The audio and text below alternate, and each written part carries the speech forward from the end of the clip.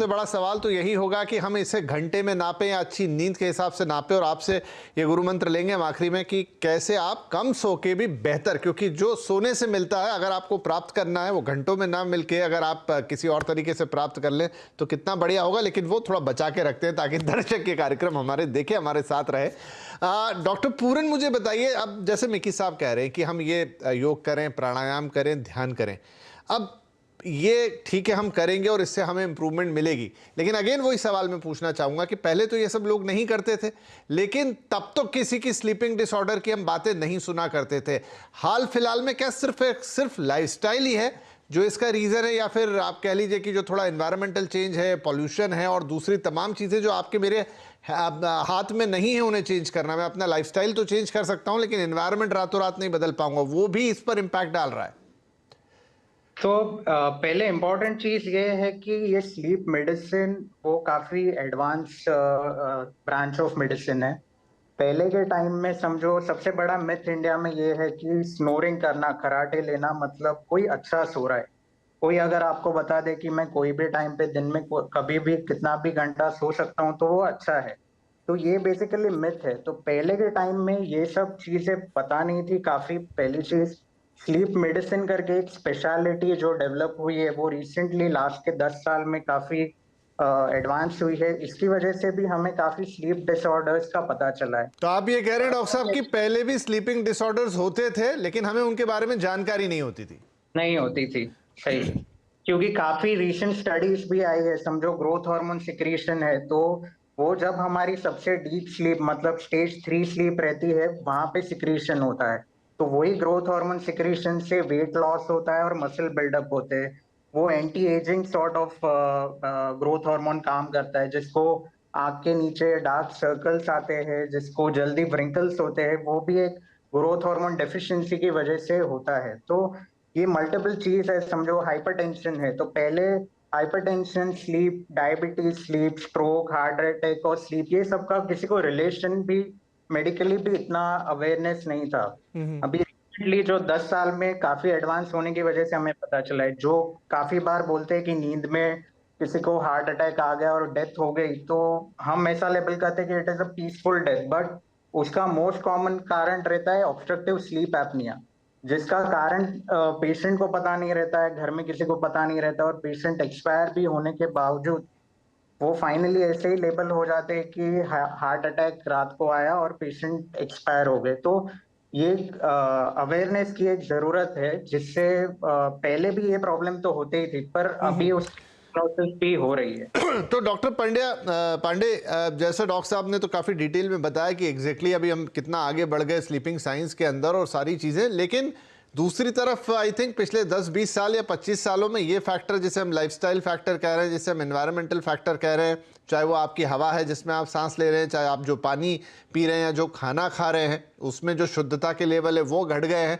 और प्लस आपकी अपनी लाइफ भी अब बहुत हैक्टिक हो चली है। क्या इसने भी इस समस्या को और बढ़ाया? और ऊपर से आजकल हम सारे लोग ट्रैकिंग डिवाइस पहनते हैं तो नींद का शायद डेटा ज़्यादा इकट्ठा हो रहा है।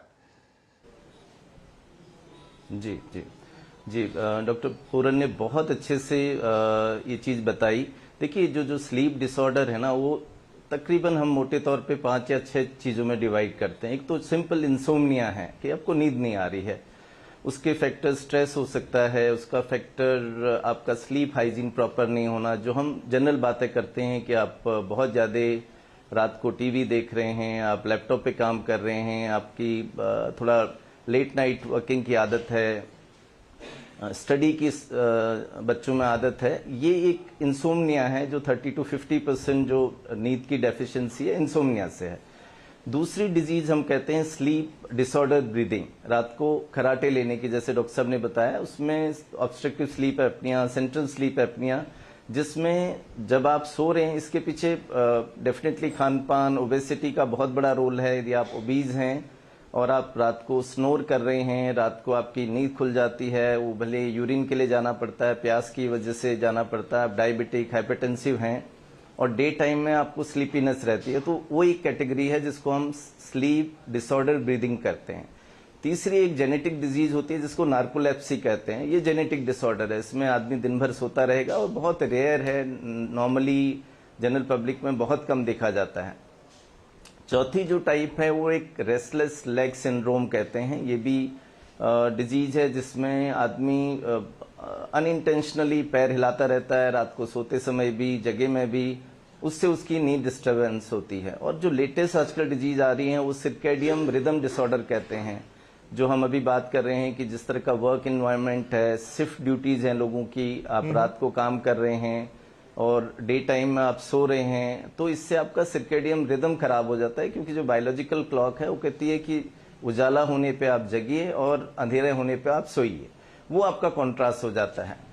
इसमें भी 2-3 चीजें आती हैं, एडवांस डिलेड स्लीप, जिसमें आप गॉट योर पॉइंट सर। जल्दी तो उठ जाते हैं या मैं मिकी बहुत जी के देर पास से ये सोते सवाल हैं। को आगे लेके जाता हूँ। मिकी जी, 2 तरह की चीजें हैं। एक तो हमारे दोनों डॉक्टर पैनलिस्ट डॉक्टर ने बताया कि स्लीप डिसऑर्डर या डिसीज मतलब कि जो बीमारी ही है, और मैं मान रहा हूं कि बहुत सारी जनसंख्या ऐसी है जिसको ये बीमारी नहीं होगी, वो सिर्फ एक गलत रूटीन, गलत खान पान, जो अभी आप कह रहे थे, देर रात तक मोबाइल डिवाइस देखना या अपनी नींद के बारे में अवेयर नहीं होना, क्या दोनों कैटेगरीज के लोग, मतलब एक को तो हम कह देंगे कि भाई आप टाइम पे सोएं, मोबाइल रख दें, लेकिन जिन्हें बीमारियां भी हैं इस तरीके की जो डॉक्टर साहब ने अभी गिनाई, उन लोगों को भी आप जो अभी तरीके बता रहे थे उनसे फायदा हो सकता है?